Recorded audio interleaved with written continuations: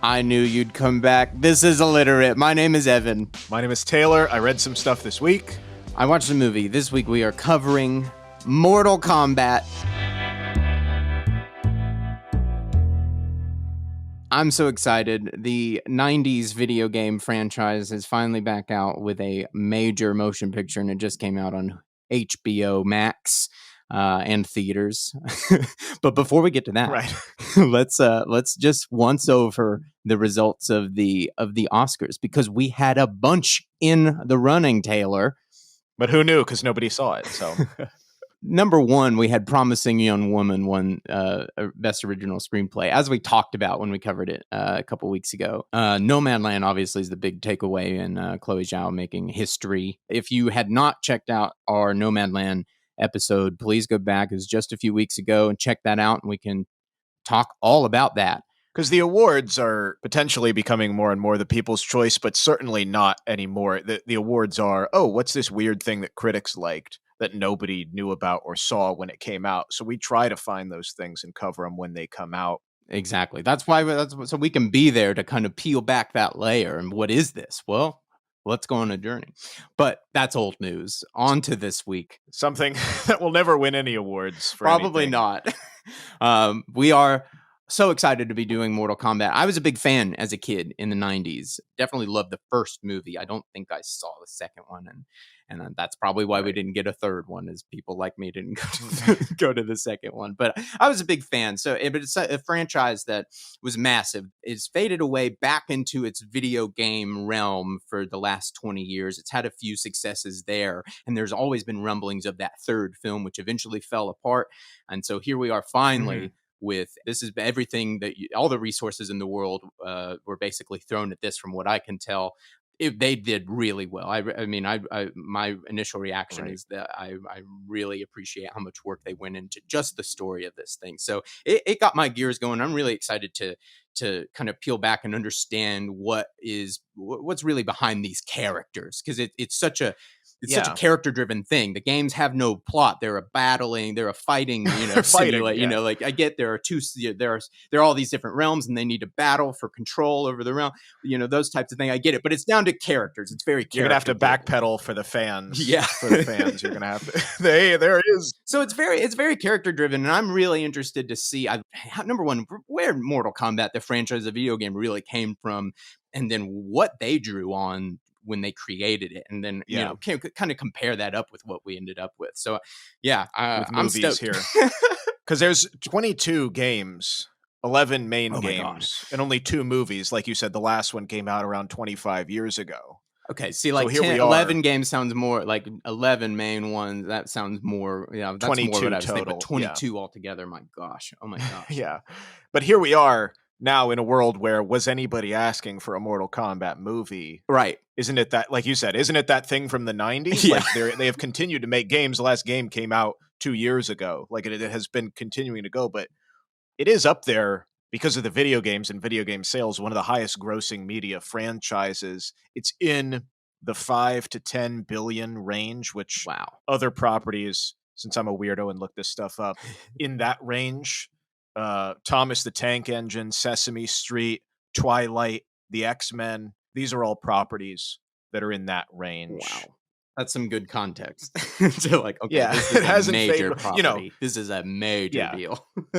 So we don't ever do anything about video games, so I'm excited to talk about that world, because it's a totally different production building up process, especially in the 90s. The first game came out in 1992, was developed in 10 months. Which is insane. That's insane, especially for 92. If you said that about a game now, it'd be like, wow. That would still be incredible. So for 92, and how far things have come in nearly 30 years, oh my gosh. And also, 4 people. Oh my god. All right. Mortal Kombat. That's right. So Ed Boon is one of the main guys, co-creator, programming, which is a nightmare to think about. He was actually working on pinball machines. This is the time and place when this is happening. I love that. And then John Tobias is the other guy, co-creator, who we'll most talk about, those 2 guys. He did the art and the story. So he's the other head honcho. And then John Vogel worked on the graphics and Dan Forden did the sound design. And that's the squad. Wow. And they work for the company called Midway. And they were going to work on a video game for this upcoming film, Universal Soldier, with Jean-Claude Van Damme. Okay.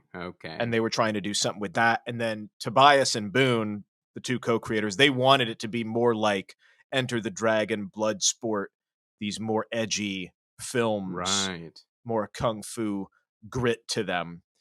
But the deal fell through for this game tie-in, and so they continued after it. And actually, Johnny Cage, one of the 7 first characters, he was a spoof on Jean-Claude Van Damme, and that's why he's in the game. Even the initials, Johnny Cage, John Claude, they're the same. I found this, it's like a lot of the stuff that we're like, oh, that was so intentional, or that was so a core piece of this thing, is kind of circumstantial, or it's like a, perhaps they just add on to it. It doesn't feel like one of these things where it's like, was our idea from the beginning, was we wanted to make this. It's like, well, it kind of just got snowballed into this thing. Well, I mean, it sounds like it was like meditating in this like soup of like 70s and 80s, kung fu films mixed with, For sure. So this is really interesting because, so often we do talk about things, people sitting down and this was the vision, or I had an idea for an A to B and I had to figure out the middle. And these guys are more like building as they go and letting it evolve. For sure. It's really interesting. And it's so interesting right off the bat that the property itself has this affinity for cinema. The Johnny Cage character itself, being the main protagonist, he's kind of your POV coming into this realm. That's what he's good for in the video game. So the relationship here between this game and movies right off the bat, before it even has a title. And that will come into play even more as we get into the plot stuff. But I had to frame it for myself. Why are they making this now? Right. So Capcom's Streetfighter 2, which Street Fighter is the other big fighting game series, came out in 1991. They were sort of, like I said, starting to work on something in this realm, but Street Fighter 2 came out before this came out, and it really convinced the company Midway that they should do their own fighting game in this vein. I see. That makes, yep. Yeah. So Street Fighter 2 really pulled forth a renaissance for arcade games. And now, as we have esports, competitive gaming as a whole versus just playing alone to get a high score, you were playing against somebody. Is where the intersection of esports comes in. Now it's making sense how the momentum shifts here and why we have a Mortal Kombat movie almost 20 years too late. Yeah, because this is really Street Fighter 2, where it's like, oh, you are going head to head against somebody right next to you. And this is the first time you gave players a choice between different characters. The first Street Fighter, you only could pick, you were only the one guy. This is, now you have a lot of different characters that have 30 different moves, different special attacks. Oh, cool, yeah. And this is what everybody's running towards in the arcade. And it seemed to be, for me, that and I mentioned this already, that this is how the affinity for this brand is built, is through the characters. Like you just said, it has many characters. It doesn't have as much of a strict plot, and so I'm really fascinated as to how they reappropriated these characters, building the fandom that then informs both the games and then the film itself. So talking about in terms of what they're doing different with the characters, why are people attaching to the characters? There's actually a video gamey technological basis to the differences, and that's digitized sprites versus hand-drawn. And basically that means they took footage of their friends pretending to do these moves with Tobias's personal camcorder.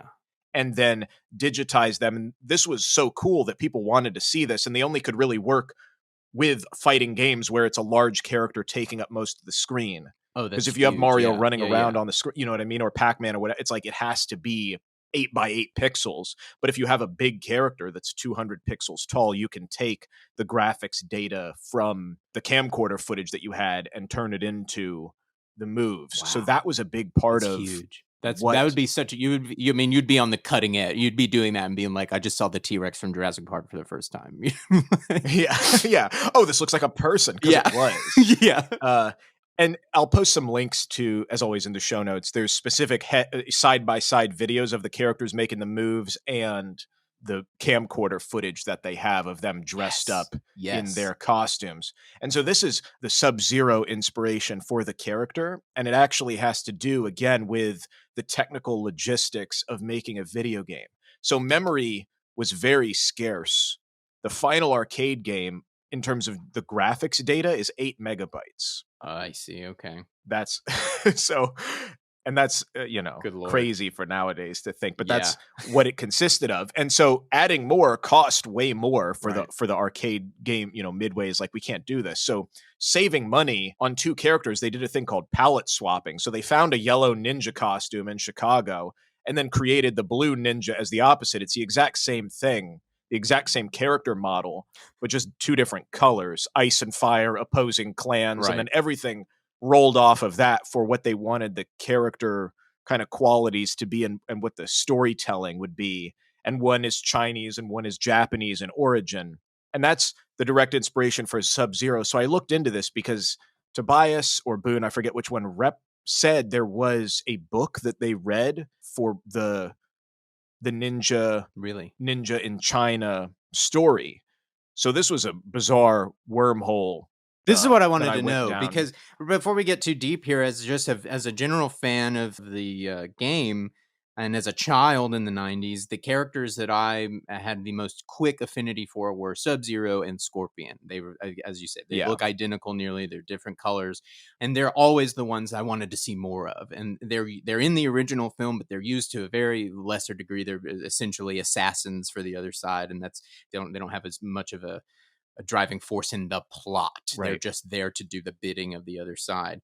Whereas they have been completely retextured into this film as the main rivalry. And they're the poster, and that's all the art that people draw, it's these 2 guys. And then that's what I mean, is that the game is so character driven that out of that, the fans decided the characters that they thought were important. And the original film doesn't focus on these 2 at all.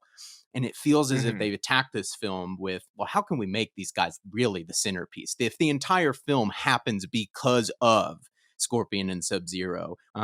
This is what I really am fascinating in is the basis of these characters and their relationship. And then to really pinpoint how smart of a move I think it is what they've done with them. So Tobias had put together, like I said, the technical aspect of it being, we got to get a costume and just change their colors. But then he was saying there's a book called China's Ninja Connection by Lee Sing. And so I looked up this book and I tried, there's historical evidence in this book and this is, if you look up in the fan forums and whatever, this is the clan that they're based on, is the Lin Kui, which I'm mispronouncing that as well. But it is saying there was this secret Chinese clan of actual ninjas that then crossed over and had an influence, which then became the Japanese ninja, which is more of what we know. And they abducted kids, and it was this whole thing. Right. So I looked this up, and the book is extremely hard to find. The cheapest one is $800 on Amazon because it came out in the 80s and was out of print. But looking into it further and trying to piece it together, there's nothing on Wikipedia. There's nothing about any of this stuff except for that this book does exist. But if you go into the reviews of the book and other things related to it, apparently it's, according to some people, like I said, I have no idea about any of this, but it's actually fake. All of it is fake. Oh, really? It is a random white guy named Randall Brown who wrote these books under this name, Lee Sing, about these ninjas in China. But like I said, I believe that because I couldn't find anything about the Lin Kui except under what Mortal Kombat is. It isn't real. It isn't anything to do with reality. But I guess Tobias read this book in the 80s, got interested in these Chinese ninjas, but none of it is anything to do with actual historical fact or evidence, according to other people on the internet. But it was I tried to look up Randall Brown. I tried to look up other instances of these books, but There's nothing to it except because now Mortal Kombat has superseded what these books were on this subject. It has become the primary source. Could you imagine if you just were like if you just wrote a whole book, just like, I'm gonna make up some Chinese legends, and then like inspired $1 billion franchise that you have like you're not a part of at all. If you are Randall Brown, please, like, it's just so confusing because, like I said, a bizarre wormhole. Well, that just goes to show you, watch what you put out in the world, because you never know who will take it and run with it. And I mean run with it. Yeah.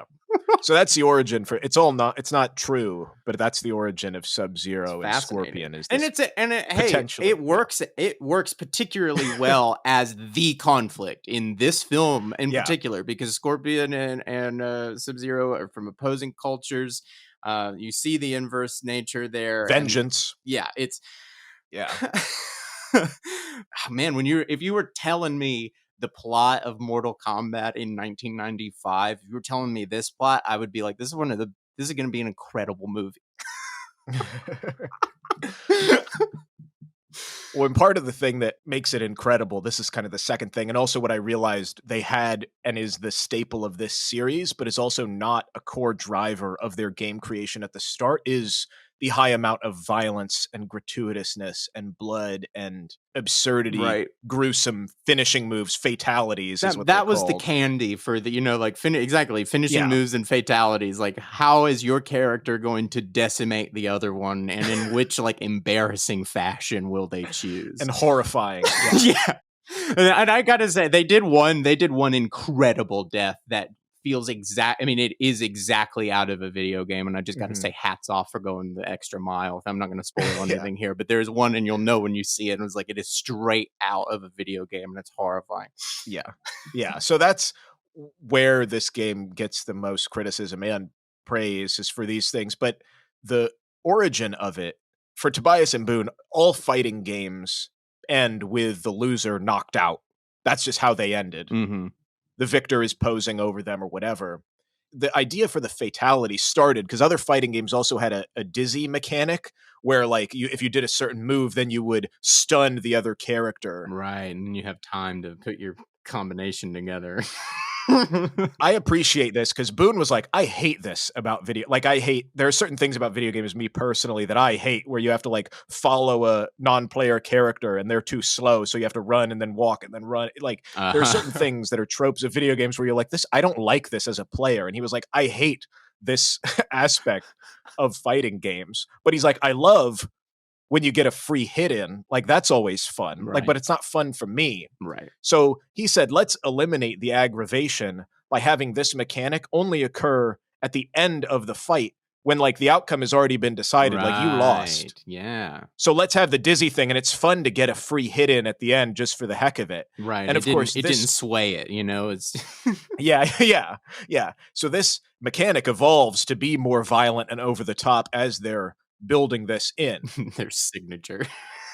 Yeah. Sub-Zero's spine ripping out, of somebody. Tobias saw that in Predator from the 80s. Yeah. And he's like, well, we should do that. And Boon was like, no, that's way too far. He's like, it's not far enough. Yeah, he's like, well, you got to do it. So they're like, well, we'll just mock it up and see if it's too over the line. And people, all they wanted to see was that. So that kind of set the pace for how over the top these things are going to be. Incredible. And then again, thank you, Predator. Yeah, exactly. Predator is responsible for the gratuitous violence in Mortal Kombat is what I'm hearing. And I couldn't be happier to report it.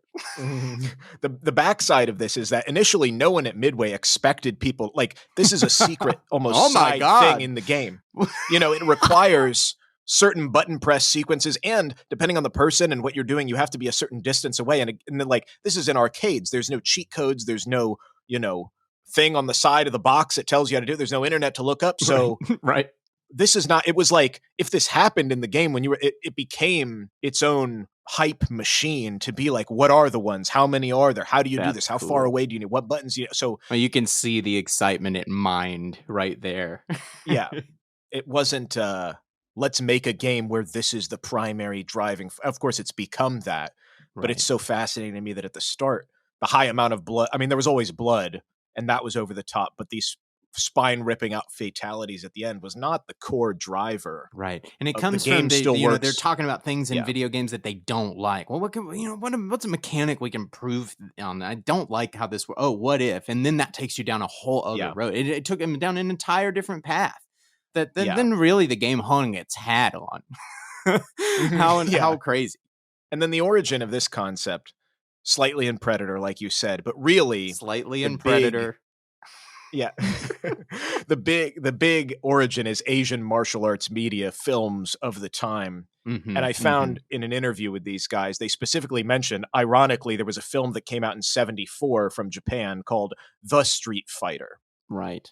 It was the first film ever to receive an X rating in the US purely for violence. Wow. Because it's totally over the top. It's now in the public domain, so I'll put a link to it. And Incredible. I watched,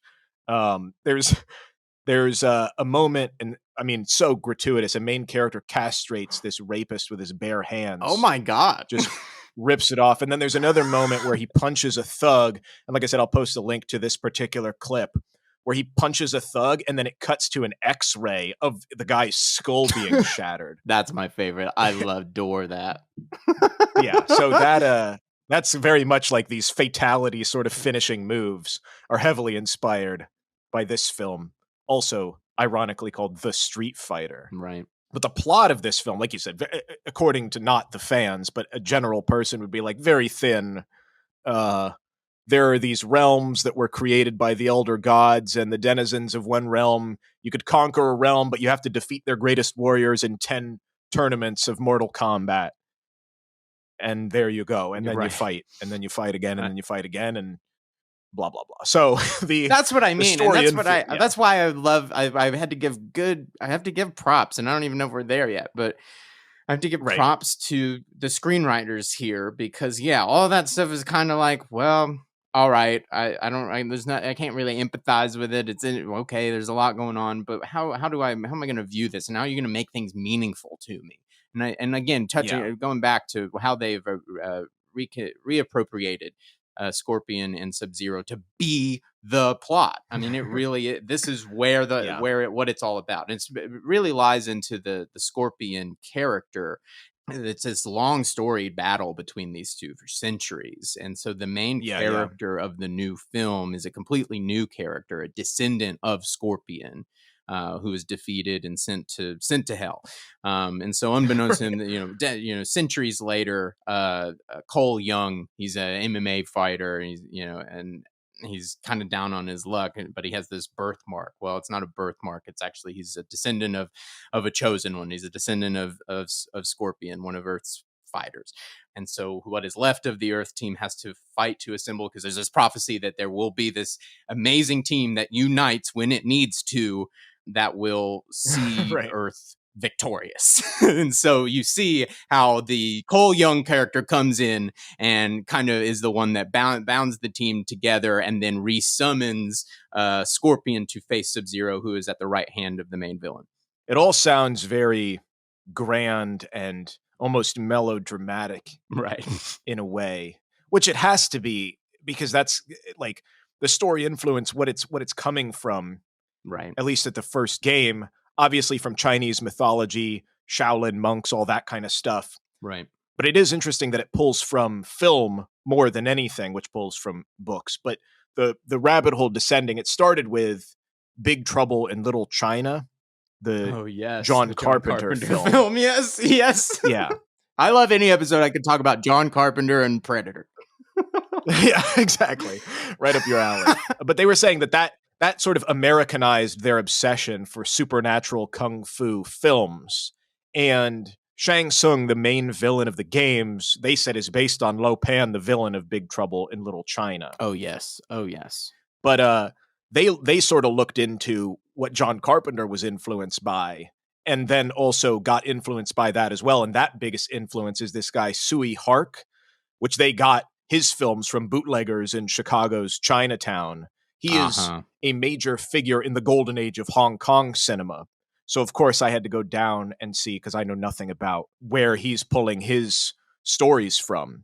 The main film that they reference, which I'll post a link to the trailer of, is called Zoo Warriors from the Magic Mountain, came out in 1983.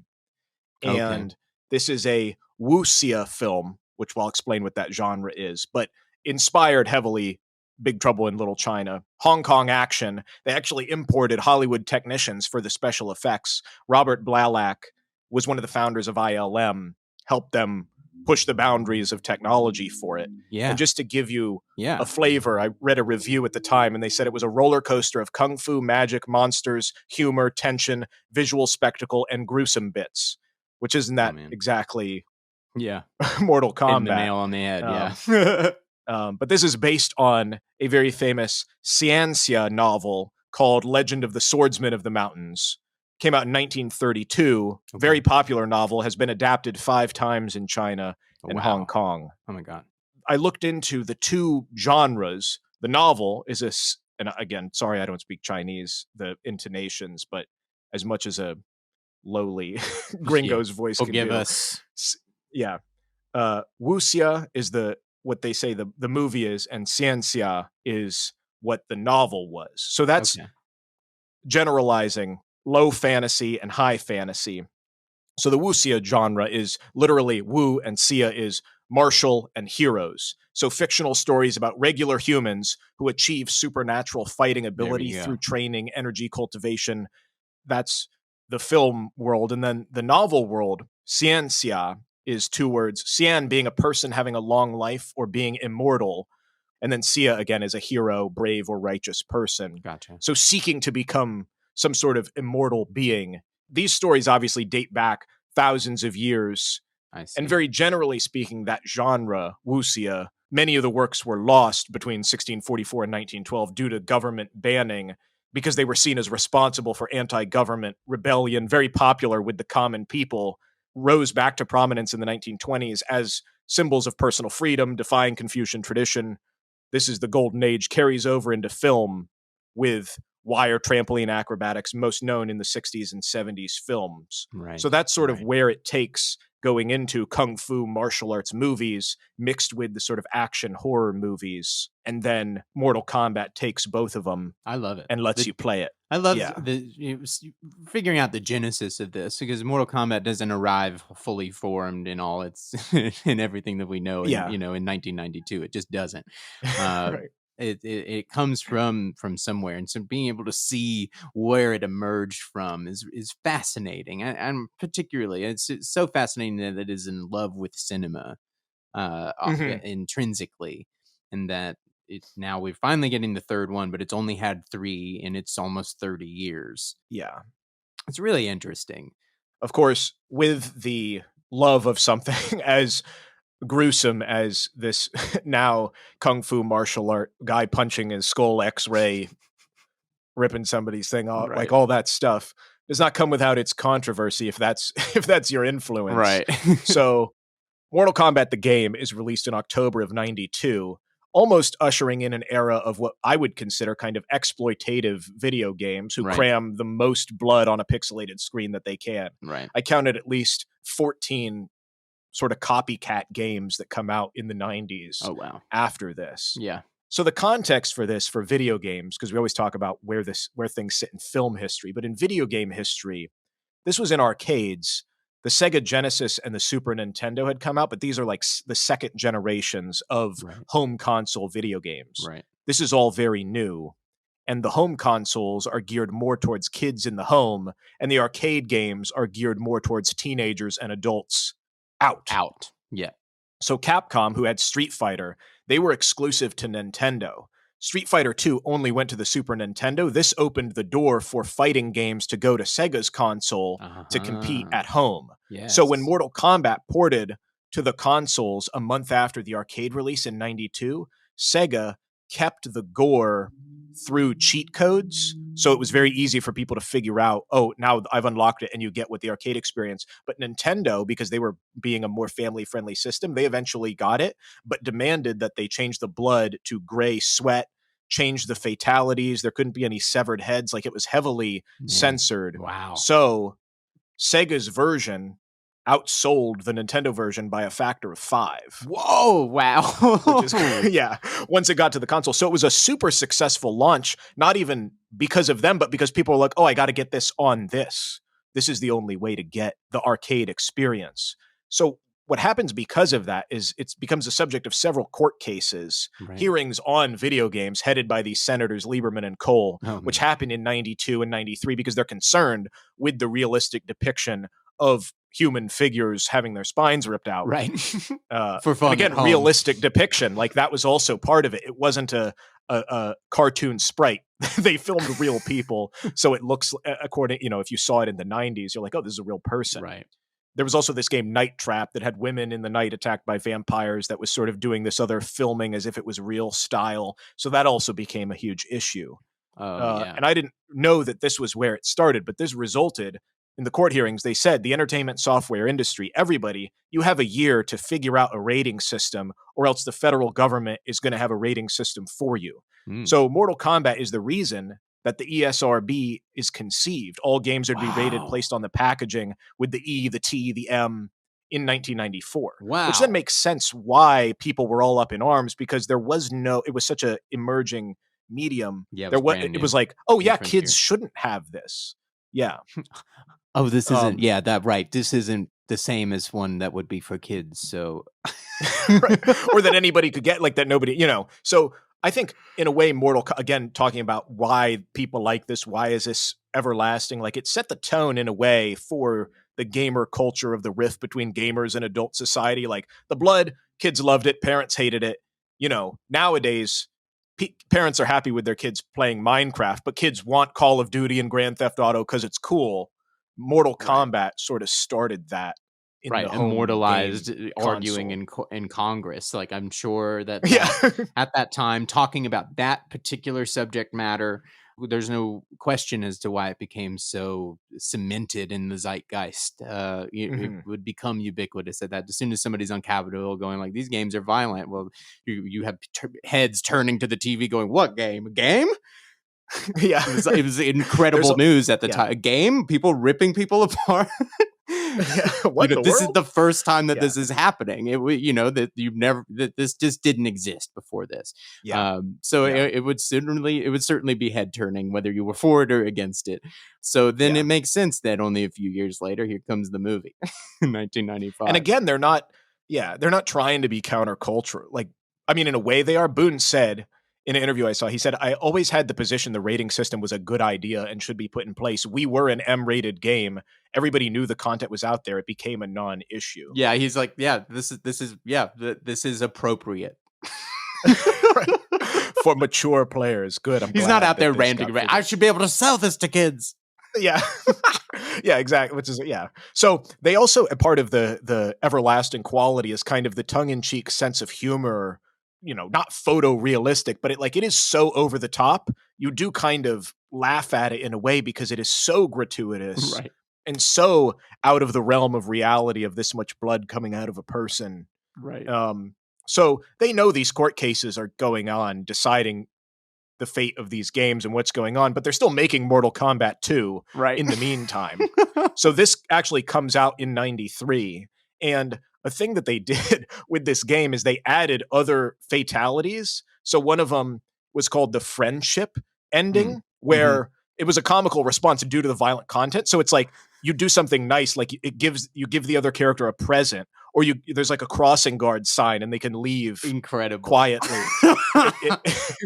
Or they jump rope together, give you flowers. It's like, give you flowers, all that stuff. And then there was also the babality, where you turn the opponent into a baby. And they purposefully added these because they knew these congressional hearings were coming to not to take the Mickey out of them, to be like, look, we're with you on this. Yeah. We're not trying to fight the system. You're onto something. We're just dogs without leashes here. Yeah, exactly. And we're four guys. Yeah. So filming our friends with a camcorder. One of the things that they do, as alongside pushing the envelope, goes too far, and this sort of carries on as the series progresses, because you can do something. It's like telling a bad joke or a joke that has a bite to it, and then you tell it to the wrong people and they're clapping and you're like, oh wait, this wasn't for you. Right. So some of that stuff is the racist and sexist things that it gets pinned on, perpetuating stereotypes of Asian martial arts experts, the very misogynistic representations of female characters. But at the beginning, that was not the case because they were just filming their friends. So like the female characters in the first game and the second game, like they're not over the top because it was literally just they're not actors, a normal normal they're woman. not models. Yeah, They're just they're And so between Mortal Kombat 9 and Mortal Kombat 11 was where the chopping block came, and they really sort of have a sensitivity to that. Not the violence necessarily, but just being like, what do we like?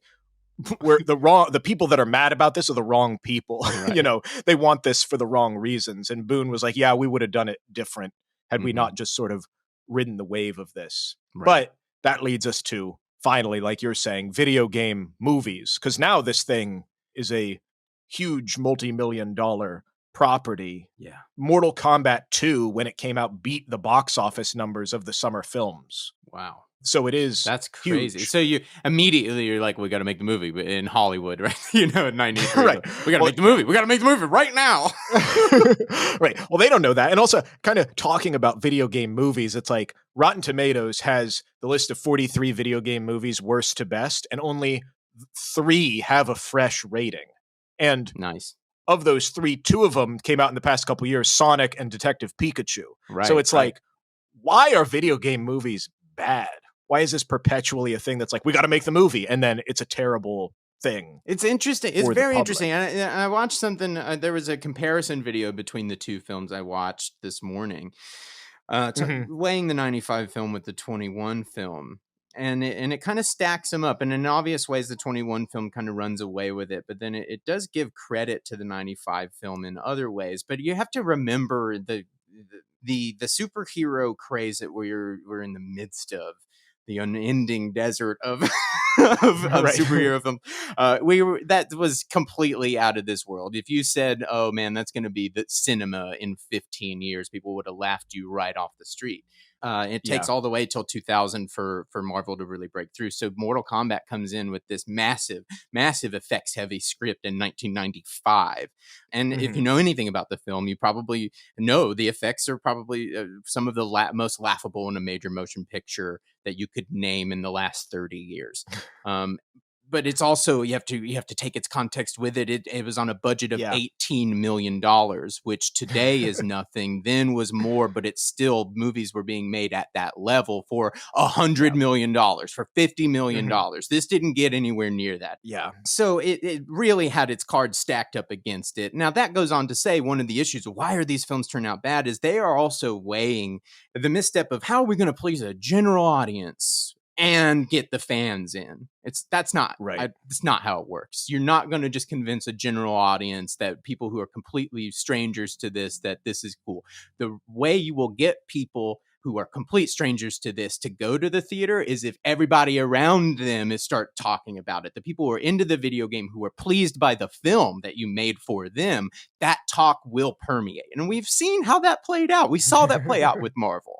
That's what we're living in. All these people who go to these films and make these the biggest films, quote unquote, the biggest films. Well, I think it'll happen. Now. I mean, you look at, like I said, the 2 biggest ones, Sonic and Detective Pikachu. Like that was for people that like the people that like Sonic were like, this looks bad, and then they're like, okay, we'll fix it. You know, exactly. Yeah. That is that, and I think that's why these movies are working. I didn't see Pikachu, but I did see Sonic, and I went in expecting the absolute worst. I went expecting what we're talking about, the worst video game, movies that I could imagine. I went, here we go, let's see it, and I walked away delighted. It was a fun time. So I think that the misstep back in the day was this idea that we got to draw a general audience, separate from the fans. And it's really a solid way to look at this, because the only way that you're going to reach out and expand this audience and get a general audience of people who would have never picked up the video game is if you please the fans who have proven that they have the money to make the box office bigger than the big movies that summer. So, and I think also the video games they're picking are not story heavy pieces. Like Super Mario Brothers was the first one that came out in 1993. Weird, dark, ultra real take on the franchise. Right, but what is the story that you can put into a movie? And then I thought, I didn't know this, but in 94, year before Mortal Kombat's movie, Streetfighter, their movie came out. So they beat him to the punch in terms of nice. A fighting game. And it actually stars Jean-Claude Van Damme. No, whoa. Yeah. So, and that was also just as campy, just as absurd, but made 3 times the budget, 99 million on a budget of 35. So that proved that it kind of did work. So then in 95, here we have the Mortal Kombat film coming Hollywood to them. Larry Kassanov is the producer.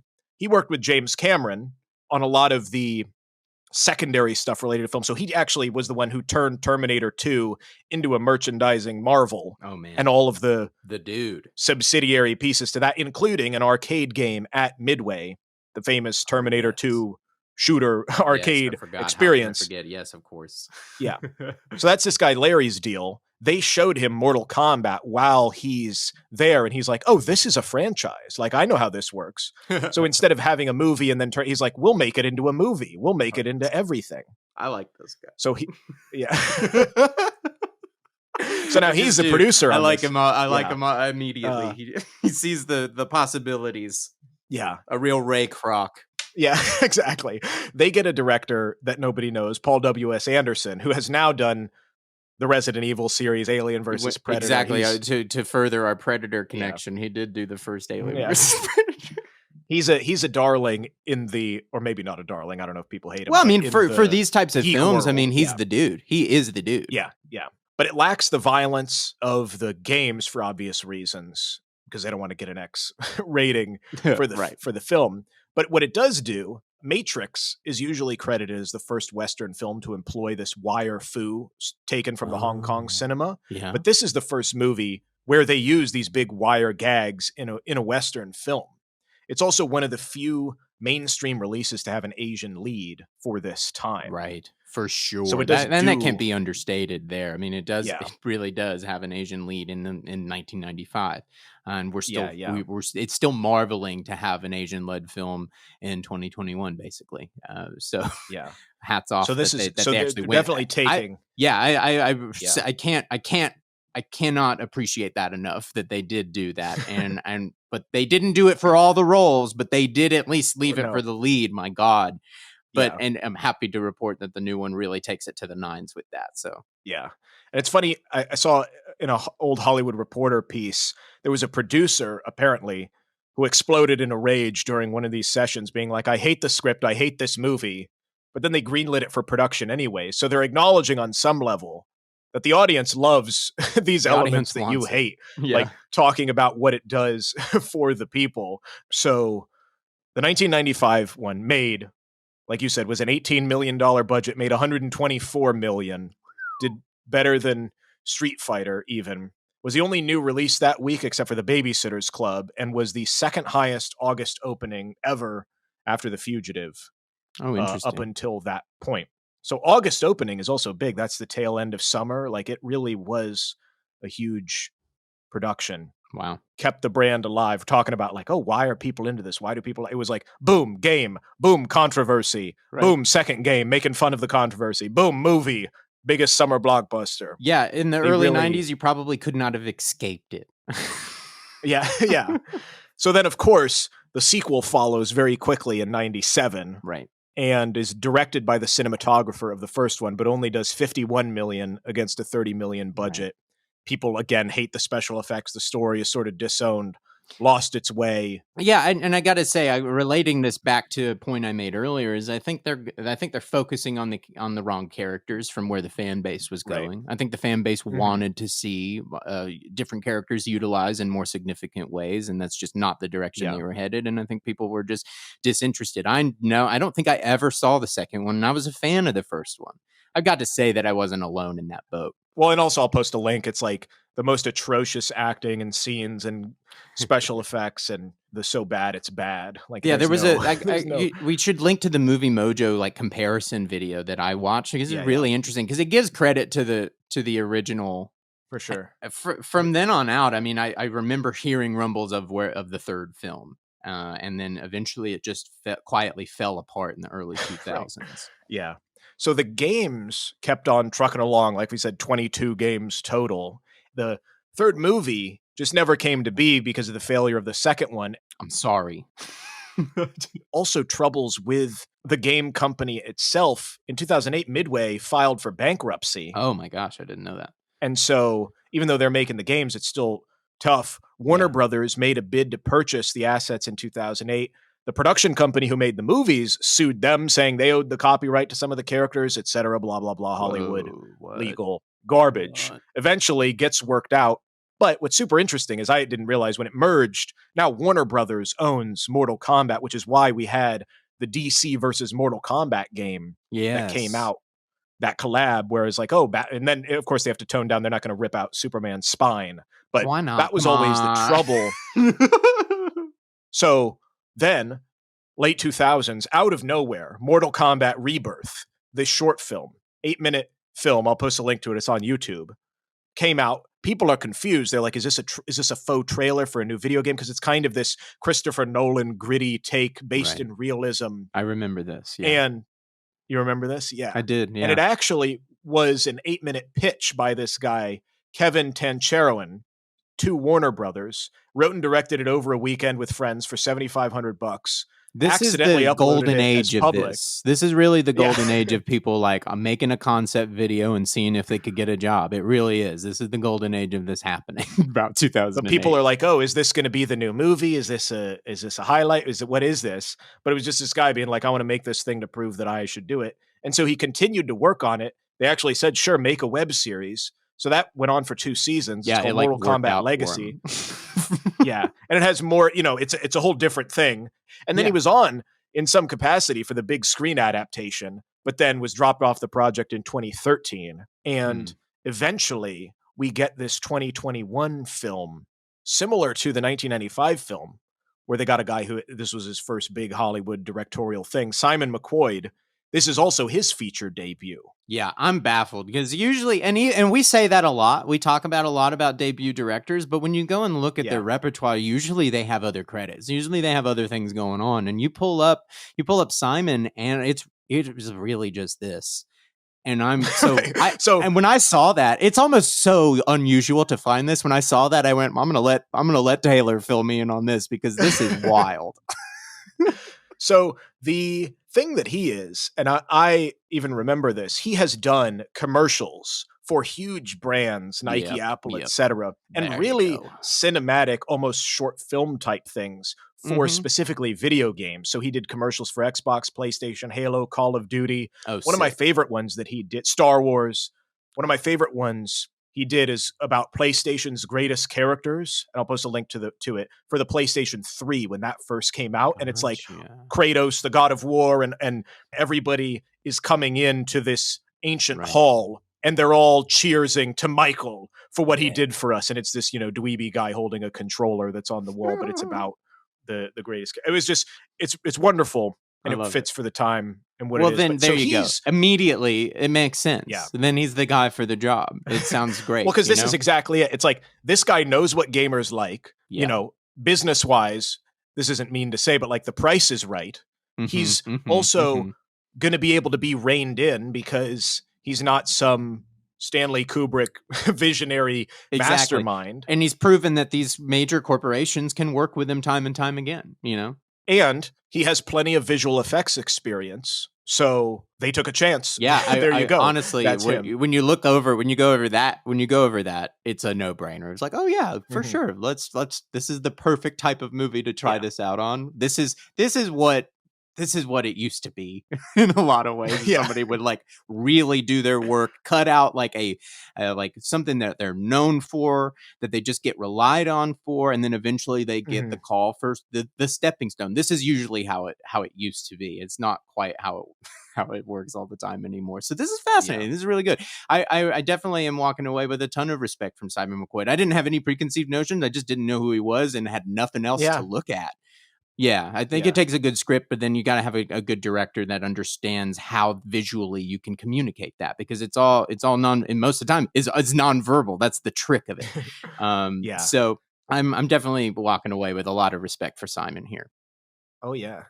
But in terms of the ubiquity of all this, and again, the cultural impact, I didn't realize this, but UFC came out in 93. And this is where Super Streetfighter and Mortal Kombat, both their second games, are huge sellers for both the arcade and console. Yeah. And so UFC was trying to distance itself from pro wrestling.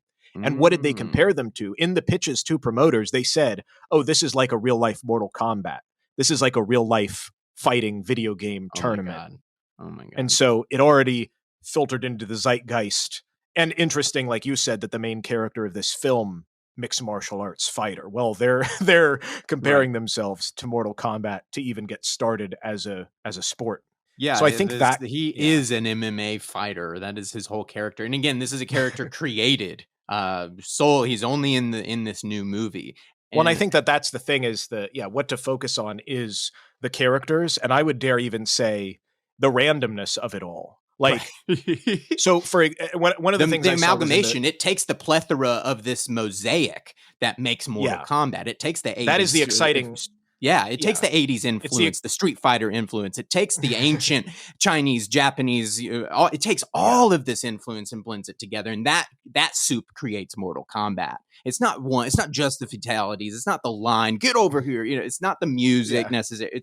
It all of that comes together to build something bigger than one piece. And that's the exciting part of the game is you have the defender of Earthrealm. You have the conceited celebrity from Hollywood. You have this undead ninja. You go there to watch the ice wizard fight the guy with robot arms because they have no business being together. How did this, that is what you come for. And that's what they consistently deliver. And this time there's a little bit of a story to it. So people, and hang on. So I think what they plan on doing here is that this is, this all hinges around the tournament amongst realms, right? And you have to win 10 in a row and then the Earth has lost 9.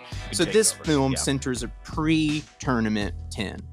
The next film is supposed to be Tournament 10, and then they want to do the third one, which is after Tournament 10.